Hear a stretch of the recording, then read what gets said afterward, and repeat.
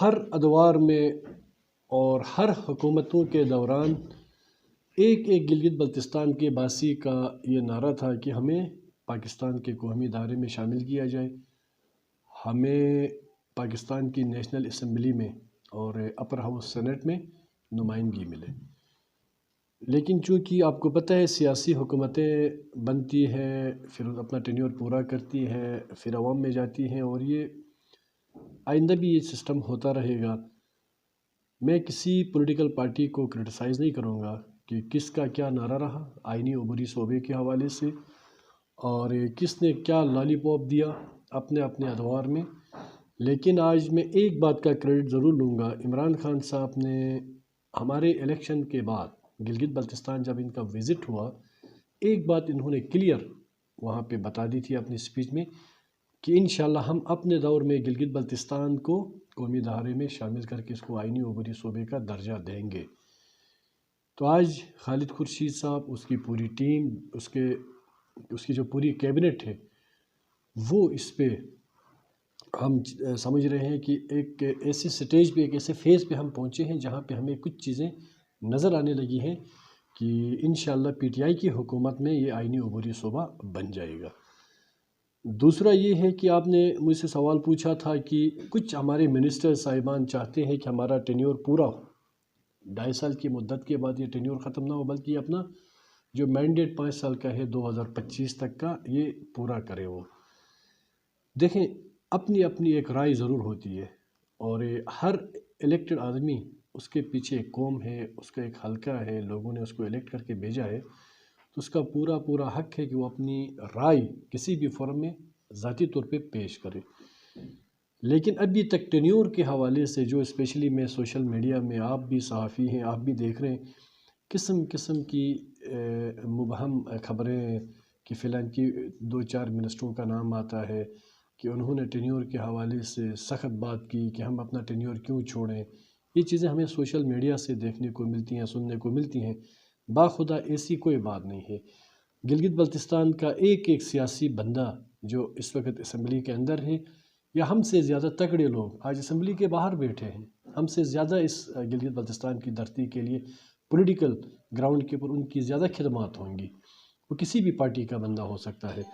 تو ہم تمام ایک ہی پیج پہ ہیں، چاہے وہ اپوزیشن ہے، چاہے وہ حکومت کے اراکین ہیں، کہ ہمیں قومی ادارے میں شامل کیا جائے۔ اب آپ نے کہا ٹینیور کے حوالے سے ابھی تک، چونکہ میں آلموسٹ ہر میٹنگ کے اندر میری پریزنس میری رہی ہے، میں وہاں پہ رہا ہوں، تو کبھی کسی نے یہ نہیں کہا کہ ہمیں 2025 تک ہمارا ٹینیور پورا ہونا چاہیے، ایسا کسی نے نہیں کہا۔ کسی کے پاس ایویڈنس لا کے پبلک کر دے سوشل میڈیا میں۔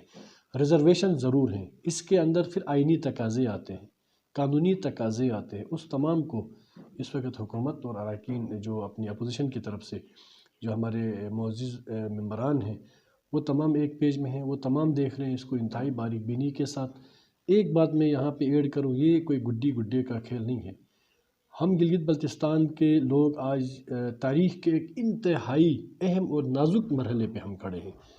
تو میں کل سے میڈیا میں جب بھی میں نے کوئی ٹاک کی تو میں نے یہ کہا کہ ہم کسی صورت کوئی ایسا فیصلہ نہیں کر سکتے جلد بازی میں یا عجلت میں، جو کہ کل کلاں آنے والے وقت میں اور آنے والی ہماری نسلوں کے لیے کہ وہ کوئی اچھا فیصلہ نہ ہو۔ تو حکومت سنجیدہ ہے اور ڈرائیونگ سیٹ پہ حکومت بیٹھی ہے، اور جہاں تک کچھ چیزیں ہیں، ابھی بھی مجھے ایک ہماری فیمیل ہماری صحافی تھیں گلگت سے، انہوں نے مجھ سے پوچھا کہ امجد ایڈوکیٹ صاحب کہ روز کوئی نہ کوئی اخبارات میں بیانات آتے ہیں کہ ہمارا تو معاہدہ ہو چکا ہے، اور یہ جو کمیٹیز یہاں پہ بنی ہیں ان کا کوئی ابھی فنکشن نہیں ہے، جو ہونا تھا وہ ہو چکا ہے۔ تو اس بات پہ مجھے اندر سے ہنسی بھی آتی ہے کہ اتنا امیچور بیان امجد صاحب کیسے دیتے ہیں۔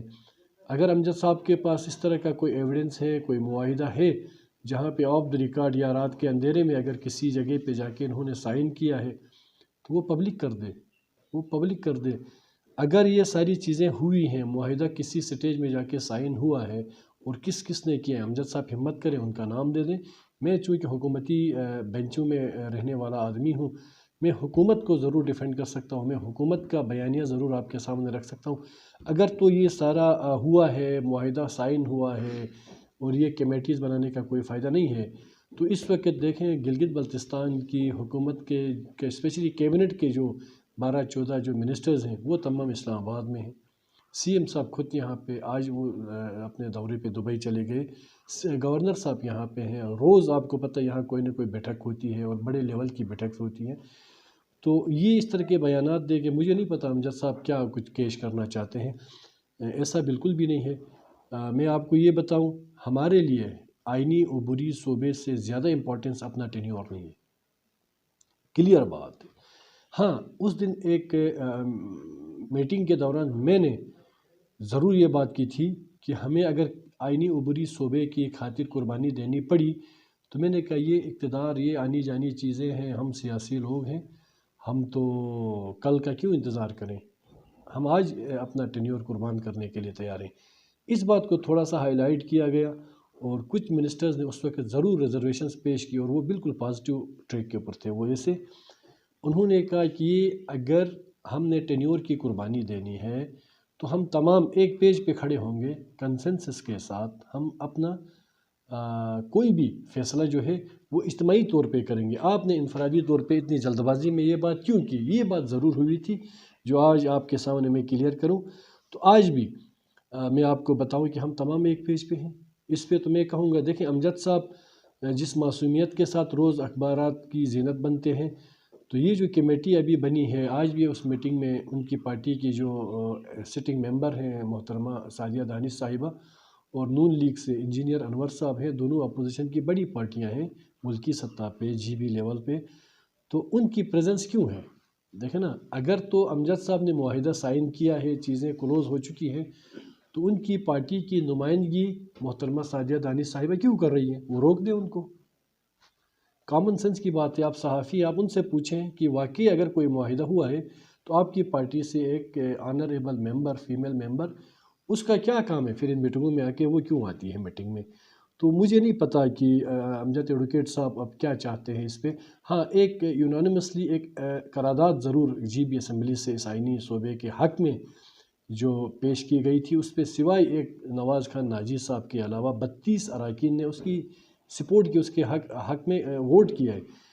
تو باقی پھر سے میں ریپیٹ کروں، یہ کوئی چھوٹا موٹا کام نہیں ہے، یہ کوئی 50-100 یا کوئی 500 کنال زمین کا ایشو نہیں ہے، یہ ہماری نسلوں کا فیصلہ ہے، ہمارے آنے والے مستقبل کا فیصلہ ہے۔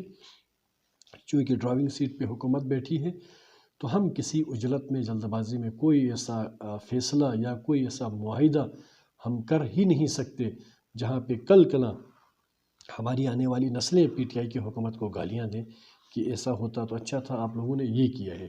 اس پہ ہم آئینی طور پہ، قانونی طور پہ جو پیچیدگیاں ہیں اور اس کے اندر پھر ہمارے جو ٹیکسز ہیں اور اس کے اندر ہماری جو سبسڈیز ہیں اور اس کے اندر ہماری این سی پی گاڑیاں ہیں، اس کے اندر ہمارا چیف کورٹ ہے، اس کے اندر ہمارا سپریم ایپلیٹ کورٹ ہے، اس کے اندر این ایف سی کے معاملات ہیں، اس پہ ہمیں کتنا پرسنٹ ہمیں شیئر ملے گا، پھر اس کے اندر ہماری سروسز کا ایشو ہوگا کل کلاں، پھر سی ایس ایس کے کوٹے کے اوپر ہم نے بڑی ڈسکشنز کی ہیں۔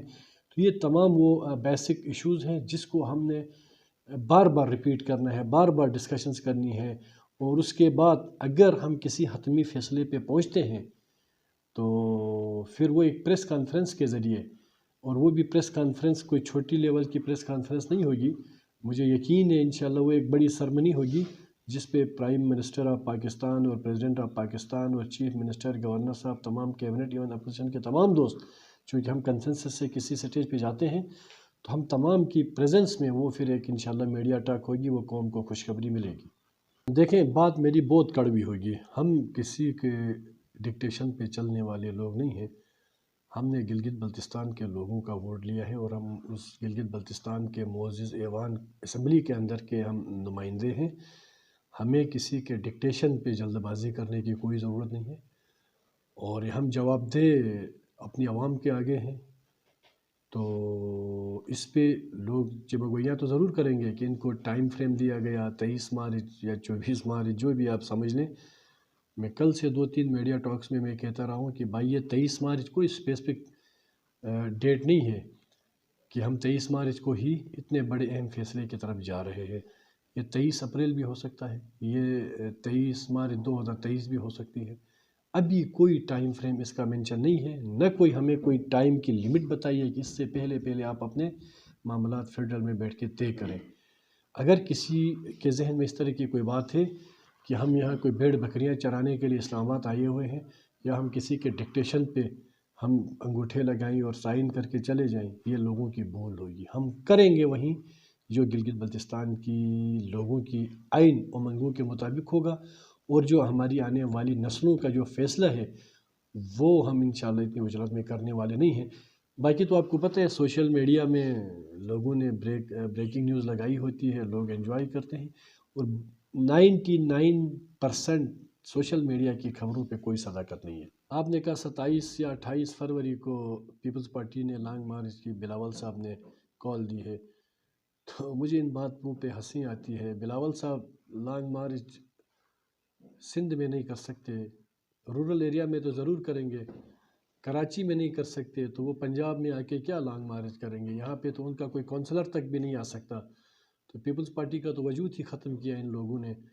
جہاں شہید بے نظیر بھٹو کی جو شخصیت تھی، انہوں نے تو اس بے نظیر محترمہ کی سیاست کو ہی دفن کر دیا. وہ کیوں کیا، کیسے کیا، میں اس لمبی ڈیبیٹ پہ نہیں جاؤں گا.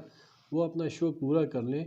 اور بلاول صاحب کو تو جی بی کی صوبائی قیادت ہاتھ پکڑ کے پورے گلگت بلتستان کی گلی کوچوں پہ بھی بیچارے کو لے کے گئے، اور اس نیریٹو کے ساتھ اور اس نعرے کے ساتھ کہ گلگت بلتستان میں پیپلز پارٹی کی حکومت بننے جا رہی ہے، اور بہت سارے لوگوں نے اپنے لیے ویسٹ کوٹ اور شیروانیاں بھی سلوائی تھی. تو یہ پارٹ آف سیاست پالیٹکس ہے. تو باقی ذاتی طور پہ چونکہ میں بھی سیاسی کارکن ہوں، ہم بھی سیاست کو قریب سے دیکھتے ہیں. پیپلز پارٹی کی جو لانگ مارچ ہے اس کو میں ایڈوانس میں کہوں گا، وہ لانگ مارچ تو نہیں ہوگی، وہ انتہائی بہت شارٹ مارچ ہوگی. باقی رہا مسئلہ پی ڈی ایم کا، تو پی ڈی ایم نے اپنا شوق آج سے پہلے بھی پورا کیا. پہلے تو پی ڈی ایم کے لوگ اپنے آپ کو سیدھے ایک پیج پہ کھڑے کریں، وہ دن کو کہیں ایک پیج پہ ہوتے ہیں، رات کو وہ ٹوٹ جاتے ہیں. تسبیح کے دانے جب تسبیح ٹوٹتی ہے تو وہ جس طریقے سے بکھر جاتے ہیں. اور مولانا فضل الرحمان صاحب نے بھی اپنا شوق پورا کر لیا تھا، G9 میں آ کے ہفتہ 10 دن دھرنا لگایا. اور پی ڈی ایم دیکھیں، پی ڈی ایم بننے کی نوبت کیوں آئی؟ وہ جو کل تک ایک دوسرے کو مسٹر 10% اور ایک دوسرے کو گھسیٹنے کی باتیں کرتے تھے، اور 40 علی بابا 40 چور کے نعرے پی ٹی آئی نے تو نون لیگ کو نہیں لگائے، پی ٹی آئی نے تو پیپلز پارٹی کو نہیں الزامات لگائے تھے جتنے آپس میں نون لیگ اور پیپلز پارٹی لگاتے رہے. آپ کشمیر کی کمپین کے آپ وہ نعرے اور ان کی تقاریر اٹھا کے دیکھیں کہ اپنا بلاول صاحب کی تقریریں اٹھا کے دیکھیں، مریم نواز صاحبہ کی تقریریں اٹھا کے دیکھیں، اور اس کے بعد جا کے ایک دوسرے کے گلے ملتے ہیں. مجھے تو حیرت ہوتی ہے ان کی سیاست پہ. بہرحال وہ اپنا شوق پورا کر لیں. ہاں، رہا مسئلہ سیاست میں، جمہوریت میں، یہ چیزیں یہ پارٹ آف پالیٹکس ہیں. وہ اگر عدم اعتماد پیش کرنے میں کامیاب ہوتے ہیں تو ہمیں اس چیز کو ایکسیپٹ کرنا چاہیے، اور ہم کریں گے بھی. تو امجد صاحب کا معاہدہ ہے وہ پبلک کر لیں. مجھے نہیں پتا کہ امجد صاحب کا کوئی کسی سے معاہدہ ہو چکا ہو، ٹھیک ہے نا. تو یہ جو کمیٹی بنی ہے، اور جو آپ نے مجھے ذکر کیا کہ ہمارے کچھ منسٹر صاحبان جو ٹرانزیشن پلان کے حوالے سے وہ کہتے ہیں کہ ہم یہ معاہدہ فائنل کر کے ہم ایک ہائی لیول اتھارٹی سے بیٹھ کے اس معاہدے پہ سائن کریں گے. بالکل اصل فیکٹس یہ ہیں. اس وقت تک کوئی چیز فائنل نہیں ہو گئی ہے، کوئی چیز. ہاں، اپنی ڈیبیٹ میں ہم نے کہا کہ ہمیں کوئی ٹیکسس لاگو نہیں ہونے چاہیے. ہمیں این سی پی گاڑیاں جس طریقے سے اس وقت جو ایک سٹیٹس میں وہ چلتی ہیں، اور یہ بھی اس وقت تک جب تک گلگت بلتستان کو یہ آرٹیکل 1 کے تحت صوبہ نہیں بناتے، تب تک نہ ہم سبسڈی ہمیں یہ ختم کر سکیں گے، نہ وہاں پہ ٹیکسز لاگو کر سکیں گے، نہ این سی پی گاڑیوں کے بارے میں یہ کوئی ایسا قانون نافذ کریں کہ وہاں این سی پی گاڑیاں جو لوگوں کی اس وقت ٹوٹلی ہولی سولی انکم ہی وہی این سی پی گاڑیاں ہیں جو آپ کو پتہ ہے ٹیکسی چلا کے بھی لوگ اپنا گزارا کرتے ہیں، اور اس طرح کی چیزیں ہیں. پھر ہمارا جو بھی کنڈیشن ہوگی وہ معاہدہ ابھی ہوا نہیں ہے. میں حیران امجد صاحب کے اوپر ہوں کہ امجد صاحب نے، مجھے نہیں پتا کہ کون سی مخلوق کے پاس جا کے انہوں نے، امجد صاحب پھر یہ بھی بتائے نا کہ اس معاہدے کے اندر ہے کیا. چلیں آپ صحافی ہیں، آپ کوشچن کریں کہ امجد صاحب میرے لیے میرے بڑے بھائی ہیں، میرے لیے بڑے رسپیکٹڈ ہیں. امجد صاحب قوم کو ابہام میں رکھنے سے بہتر نہیں ہے کہ وہ بتائے یار ہمارا معاہدہ ہوا یہ چیزیں ہمیں ملیں گی، یہ چیزیں نہیں ملیں گی، ٹھیک ہے نا. وہ چیزیں تو وہ بتاتے نہیں ہیں، جسٹ روز ان کی ایک سرخی لگتی ہے اخبارات میں ہمارا معاہدہ ہو چکا ہے. یہ جو کمیٹیز بنی ہیں یہ ویسے ٹائم پاس کرنے کے لیے بنی ہیں. تو یہ جو کمیٹیز بنی ہیں یہی کمیٹیاں ہوں گی جو ورکنگ کریں گی آن گراؤنڈ، جو ڈاکومنٹس کے اوپر ورکنگ کرے گی، اور ایک ایک چیز باریک بینی کے ساتھ ہم دیکھیں گے. وہ جب آپس میں ہم کسی چیز کسی سٹیج کے فائنل اس پہ چلے جائیں گے تو پھر ہم چاہے پھر اس کے بعد میں ابھی کچھ نہیں کہہ سکتا، پھر وہ ہماری حکومت اور اپوزیشن کو ساتھ لے کے ہم کہیں گے کہ ہم کس سٹیک ہولڈر کے ساتھ بیٹھ کے وہ معاہدہ طے کریں. یہ سب سے بڑی بات ہے. ہمارا جو فیڈرل کے اندر معاہدہ ہوگا وہ سب سے امپورٹنٹ چیز ہے کہ ہم کس لیول کے سٹیک ہولڈرز کے ساتھ بیٹھ کے ہم وہ معاہدہ اور ایگریمنٹ سائن کرنے جائیں گے. یہ جو 26 تاریخ کو سی ایم صاحب یا گورنر صاحب کے سامنے کوئی رپورٹ پیش کرنے کی جو ٹائم فریم کوئی مینشن ہوا ہے ٹائم فریم، تو وہ اس طرح نہیں ہے. وہ ہمارے آپ نے دیکھا کچھ سیکریٹری صاحبان کو ہم نے آن بورڈ لیا، ان کو کمیٹی کے اندر نوٹیفیکیشن ان کی ہو گئی. اس پہ بھی بہت سارے ہمارے صحافی بھائیوں نے بڑا تنقید کیا کہ یہاں پہ بیوروکریسی سے مدد کی جا رہی ہے. سمجھنے کی بات ہے، اصل میں مجھے نہیں پتہ کہ ہم کیوں اتنی چھوٹی سی سوچ کے ساتھ آگے بڑھنے کی کوشش کرتے ہیں. وہ جو رپورٹ ہے وہ رپورٹ اس پوری آئینی صوبے کے حوالے سے سی ایم کے پاس جمع کرنے کی تو بات ہی نہیں ہے.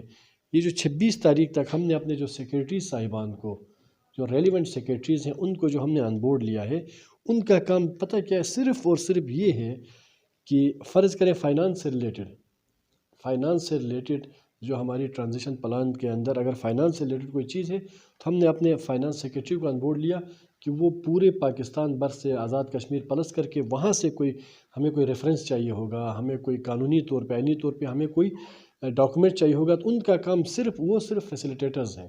انہوں نے وہ ریلیونٹ ڈاکومنٹ لا کے کمیٹی کے ممبران کو دینا ہے. اس کے بعد ان کا کام کوئی نہیں ہے. اس کے بعد انہوں نے واپس جا کے گلگت بلتستان میں اپنی سیٹ پہ بیٹھنا ہے. یہ جو 26 تاریخ کی جو ڈیڈ لائن دی گئی ہے وہ سیکریٹری صاحبان چونکہ ظاہر ہے گلگت بلتستان میں انہوں نے اپنے آفیسز کو بھی ہولڈ کرنا ہوتا ہے، وہ ڈیڈ لائن ان کے لیے ہے کہ سیکریٹری صاحبان کو ہم نے کہا کہ آپ اپنا جو بھی مٹیریل آپ جمع کرتے ہیں وہ ہمیں دیں، اس کے بعد آپ چلے جائیں. گزر میں بھی ان کی ایک سپیچ تھی، اور یہ وہیں امجد صاحب تھے جو انہی جلسوں میں کہتے تھے کہ پیپلز پارٹی کی حکومت بننے جا رہی ہے تو آپ بلاول صاحب کو ووٹ دیں، اور اپنے آپ کو انہوں نے چیف منسٹر کی کرسی میں بٹھایا بھی تھا.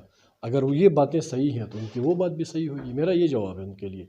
اور مشکل سے 2 یا 3 سیٹیں لینے میں کامیاب ہو گئے وہ، اور آئندہ بھی ایسا ہوگا. پیپلز پارٹی کے اندر کی جو انتشار ہے، دیکھیں کتنے بڑے بڑے نام تھے پیپلز پارٹی کے، آج وہ چلے گئے. اور کیوں چلے گئے اس پہ میں لمبی ڈیبیٹ نہیں کروں گا. وہ چلے گئے، حال ہی میں چلے گئے. سوشل میڈیا کے اندر آپ دیکھیں تو وہاں پہ ہمارے جو قوم پرست جو نیشنلسٹ ہمارے جو لیڈران ہیں گلگت بلتستان کے، تو میں آج بھی ایک انٹرویو میں کہہ رہا تھا کہ میں ذاتی طور پہ ان کے لیے جو ہماری قوم پرست لیڈرز ہیں ان کے لیے میں جدھر وہ گلگت میں کہیں، استور میں کہیں، چلاس اور سکردو میں، جدھر وٹ ایور وہ جہاں پسند کرتے ہیں، ہنزا میں ان کے لیے کوئی جلسہ گاہ سجاتا ہوں، ساؤنڈ سسٹم میں ارینج کرتا ہوں، ان کو فل پروف سیکورٹی میں دینے کی گارنٹی دیتا ہوں. ان کے پیچھے سٹرنتھ کتنی ہے، ان کے بیانیے کے پیچھے جی بی کی عوام کتنی کھڑی ہے، وہ پھر اس وقت پتہ چلے گا جب وہ کہیں کہ ہمارے پیچھے 10,000 ہیں، 20,000 ہیں، 1,00,000 لوگ ہیں جو اس آئینی عبوری صوبے کی مخالفت میں کھڑے ہیں، اور وہ قوم پرست رہنما آئے. میں چیلنج دیتا ہوں کہ وہ 50 بندے نہیں اکٹھے کر سکتے. یہ ان کی اپنی دال روٹی کا ایشو ہے. ان کی دال روٹی جس طرح غلطی ہے وہ غلطی رہے گی، لیکن جس طریقے سے قوم کی یوتھ کو اور اسپیشلی سوشل میڈیا کے اندر جو ایک ابہام وہ پھیلانے کی کوشش کرتے ہیں، تو اس سے مزید جو ہے نا ان کا یہ بیانیہ جو ہے نا وہ سٹرونگ نہیں ہوگا، بلکہ وہ بریک ہو کے فارغ ہو چکا ہے. میں پھر گارنٹی دیتا ہوں، میں چیلنج کرتا ہوں، کوئی قوم پرست لیڈر آج مجھے کہے کہ شمس لون صاحب آپ آ جائیں، ہم نے گڑی باغ میں جلسہ کرنا ہے کہ آپ کا جو آئینی عبوری صوبہ اس کے خلاف، تو قوم کا یہ نیریٹو ہے، تو میں ان کے لیے جلسہ گاہ سجانے کے لیے میں خود کرسیاں شامیانے اٹھاتا ہوں. میں سیاسی ورکر ہوں، مجھے خوشی ہوگی، میں ان کو سیکیورٹی دینے کا پابند رہوں گا، اور وہ اپنا جلسہ کریں. اگر ان کے جلسے میں 100 بندے بھی ہو گئے میں سیاست چھوڑ دوں. قومی اسمبلی میں ابھی تک کی جو صورتحال ہے جس پہ ڈیبیٹ چل رہی ہے، 4 ٹوٹل سیٹیں ہیں جس پہ 3 جنرل سیٹیں ہوں گی، 1 خواتین کی سیٹ ہوگی، اور سینٹ کے اندر کی ابھی تک 6 سیٹوں کے حوالے سے گفت شنید جاری ہے. لیکن اس پہ ہم نہیں کھڑے. ہماری جو ڈیمانڈز ہیں اور زیادہ بڑھے اس سے، وہ بعد میں یہ چیزیں میں ابھی آپ سے شیئر نہیں کر سکتا۔ اچھا، NFC کے حوالے سے امجد صاحب کا یہ دعویٰ ہے کہ فائنل ہو چکے ہیں 4% جو federal P S T P کے جو ہے فیڈرل پول سے جو ہے وہ دیں گے، تو واقعی ایسا ہے جس طرح آپ نے ابھی کہا کہ وہ ساری چیزیں ہم نے دیکھنی ہے کمیٹی نے؟ کوئی فائنل نہیں ہے امجد صاحب، بالکل یہ جو بتا رہے ہیں یہ یا تو وہ خواب میں یہ باتیں کرتے ہیں کہ 4% اور 3%، کس نے کیا وہ؟ اتنی کوئی 2 یا 3 بندوں کے ہاتھ میں گلگت بلتستان کی تقدیر کا فیصلہ ہے؟ ایسا کسی صورت، میں نے شروع میں کہا ہم سے زیادہ بااثر لوگ آج بھی ایوان سے باہر بیٹھے ہیں، ہم سے زیادہ فہم والے لوگ آج اسمبلی کے باہر بیٹھے ہیں۔ ہم اگر اسمبلی کے اندر ہیں تو اس کا مطلب یہ نہیں ہے کہ ہم ہی کل ہیں کہ ہم ہی جو کہیں وہ ہوگا، ایسا بالکل بھی نہیں ہے۔ دیکھیں، مجھے یقین کریں امجد صاحب ایک اچھے سینئر پولیٹیشین ہیں، وہ اس نیریٹو پہ کیوں کھڑے ہیں؟ پھر امجد صاحب سے آپ پوچھیں نا، NFC میں اگر 4% ان کو کسی نے اگر یقین دہانی کروائی ہے تو وہ کس لیول کی اتھارٹی نے ان کو یقین دہانی کروائی، اور اگر اس پہ کوئی سگنیچری اتھارٹی اگر ہے تو وہ پبلک کر لیں تاکہ ہم یہ سارا کچھ کلوز کر لیں۔ ایسا یہاں پہ ون مین شو نہیں ہے، یہاں پہ کنسنسس کے ساتھ ہوگا، اور یہ حکومت کا بڑا پن ہے کہ ہم چاہتے ہیں کہ ہم ایک ایک چیز پہ اپوزیشن کو آن بورڈ لے لیں۔ تو باقی انشاءاللہ اللہ بہتر ہی کریں گے، اور میں نے کہا نا، ہم کسی اجرت میں کوئی فیصلہ کرنے کی پوزیشن پہ نہیں ہیں، ہم انتہائی باریک بینی کے ساتھ سنجیدگی کے ساتھ انشاءاللہ تمام جماعتوں کو آن بورڈ لے کے جو بھی فیصلہ ہوگا، اور وہ ایک لیول کی اتھارٹی کے ساتھ ہم بیٹھیں گے، وہ چیزیں وقت آنے پہ انشاءاللہ آہستہ آہستہ، آپ لوگ صحافی ہیں تو آپ کی نالج میں بھی آئے گی، آپ کو دیکھنے کو بھی ملے گی۔ بتانے کا یہ ہے، جب تک ہم آپس میں اپنا جو بھی ہمارا جو ہم چاہتے ہیں کہ ہمیں یہ چیزیں بینیفٹس ہمیں ملیں، ٹھیک ہے نا، اس کو ہم ایک پیج پہ کر کے اس کے بعد ہم کسی اتھارٹی کے ساتھ جب بیٹھیں گے تب پتہ چلے گا کہ ہو سکتا ہے میں کہوں کہ NFC ایوارڈ میں ہمیں 6% دیا جائے، اور آگے سے جو اتھارٹی وہ کہے نہیں ہم نہیں دے سکتے، آپ کو 2 یا 3% ملے گا یا 1% ملے گا۔ تو یہ وہ چیزیں ہیں جو سوشل میڈیا کی حد تک جو گردش کرتی ہیں نا، وہی سوالات آپ مجھ سے پوچھتے ہو۔ ابھی تک جس کے پاس اتھارٹی ہے یہ تمام چیزیں GB کو دینے کی، اس لیول تک ہم نے اپنے سارے مطالبات معاملات ان کے سامنے نہیں رکھا ہے۔ یہ میں آپ کو بالکل اتھینٹک بات کرتا ہوں۔